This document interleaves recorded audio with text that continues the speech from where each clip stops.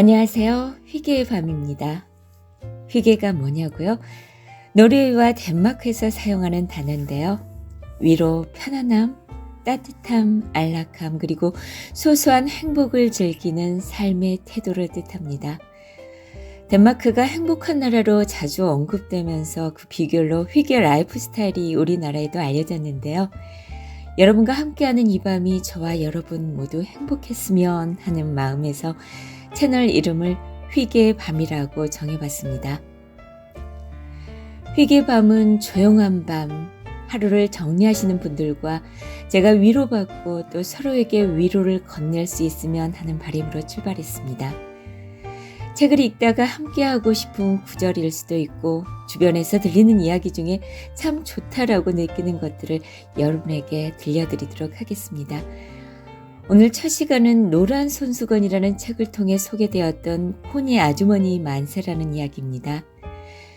노란 손수건은 제가 힘든 일을 겪거나 버팀목이 필요할 때 꺼내보는 책 중 하나인데요. 이 책에는 마음을 흐뭇하게 만들어준 다양한 실화들이 실려 있지만 그 중에서 저는 콘이 아주머니 만세라는 이야기가 참 좋습니다. 기쁜 일은 드문드문 생기지만 불운은 한꺼번에 몰아치는 경험을 하신 분들 많을 겁니다. 이 이야기의 주인공인 콘이 아주머니도 남편과 이혼을 한 시기에 아버지마저 돌아가시고요. 마땅한 직업도 없는 상황이었습니다. 취직을 하려 해도 일을 구하기 좋은 조건도 아니었죠. 그래도 그녀는 불행의 늪이라고 생각되는 곳을 벗어나 새로 이사한 곳에서 다행히 한 여행사에 취직이 됐습니다. 하지만 쓰라린 경험을 해본 분들이라면 아시겠죠?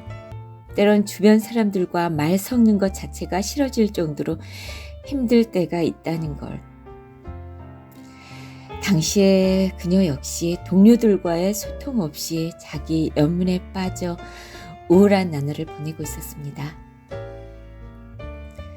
그런 그녀에게 그나마 위안이 되어준 것은 바로 독서였습니다. 책이건 잡지건 심지어 신문 광고까지 굶주린 사람처럼 마구 읽어치웠습니다.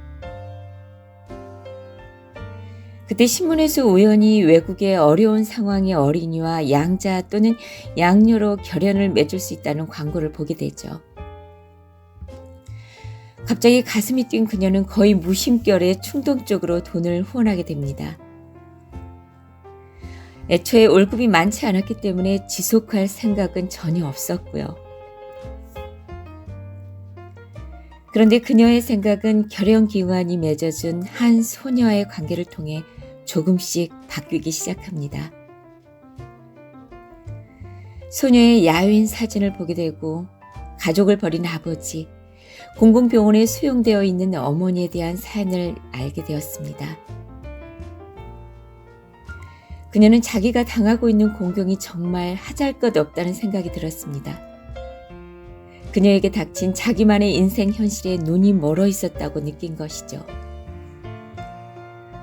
몇 주일 후 소녀는 감사의 편지를 보내면서 편지 끝에 한 가지 간절한 소원을 말합니다. 그녀의 사진을 한 장 보내달라고. 일체의 과거를 모두 청산하고 싶었던 그녀는 과거의 기억이 담긴 모든 사진을 한 장도 남김없이 불태워버린 상황이었는데요. 하지만 소녀의 간절한 척만큼은 꼭 들어주고 싶었습니다. 그 마음이 들자 현재의 초라한 모습보다는 조금은 더 근사하게 보이고 싶다는 생각에 미장원으로 달려갔죠. 머리 손질을 하고 정성스럽게 얼굴을 가꾼 다음 카메라 앞에 앉아서는 미소까지 짓고 있는 자신을 발견합니다. 여러분 아시죠? 자신한테 호감을 갖는 사람에게는 좀 더 멋있게 보이고 싶다는 것을. 그녀는 또다시 조금은 더 괜찮은 인간으로 돌아온 것이었습니다. 이 밖에도 그녀가 보여준 변화는 여러 군데에서 나타나기 시작했는데요. 소녀와의 이야기를 공개하자 동료들은 따뜻하게 웃으면서 그녀를 축복해 주었고 그녀와 친밀해지기 시작했습니다. 그 소녀의 모국어 공부를 하기 시작하면서 그 나라에 대해 잘 알게 된 건 물론입니다. 얼마 후 그녀는 판에 박힌 일만 하는 직책에서 승진을 하게 됐고요. 월급도 올랐습니다. 그녀는 그 돈을 무엇에 쓸 것인가 조금도 망설이지 않았습니다. 결연기관을 통해서 다른 아이들을 더 맡기로 한 것이죠.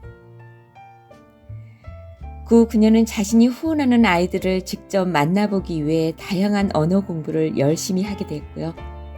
회사 간부들은 그녀가 유럽 다양한 나라에 대해 상당한 지식을 갖고 있다는 걸 인정하고 여행사 유럽부 책임자로 직책을 또다시 올려줍니다. 간혹 주위에서 그녀에게 왜 외국 어린이들을 돌보느냐고 물을 때 그녀는 굶주리고 있는 어린이들에게 관한 한 국경이 있을 수 없다고 대답하곤 했습니다. 더구나 처음 시작은 무심코 작은 돈을 후원했을 뿐인데 오히려 아이들로부터의 존경과 사랑으로 인해 마음이 허물어져 가던 그녀는 정상적인 삶을 되찾았고요. 또한 성공하게 되었고 자신의 행위에 긍지를 느끼게 해주었습니다. 저는 이 이야기를 몇십 년 전에 접했는데요. 가끔 살다 보면 여러분 그럴 때 없으셨나요? 모든 걸 그냥 다 놔버리고 동굴 속에 들어가 버리고 싶을 때. 저는 그런 경험이 몇 번 있었거든요. 그럴 때마다 코니 아주머니를 떠올리면서 용기를 얻었던 적이 많았습니다. 혹시 여러분 중에서 지금 본인이 원치 않는 상황에 처한 분들이 있다면 코니 아주머니의 이 이야기가 조금은 위로가 되기를 바라보면서 오늘 밤 평화를 빕니다.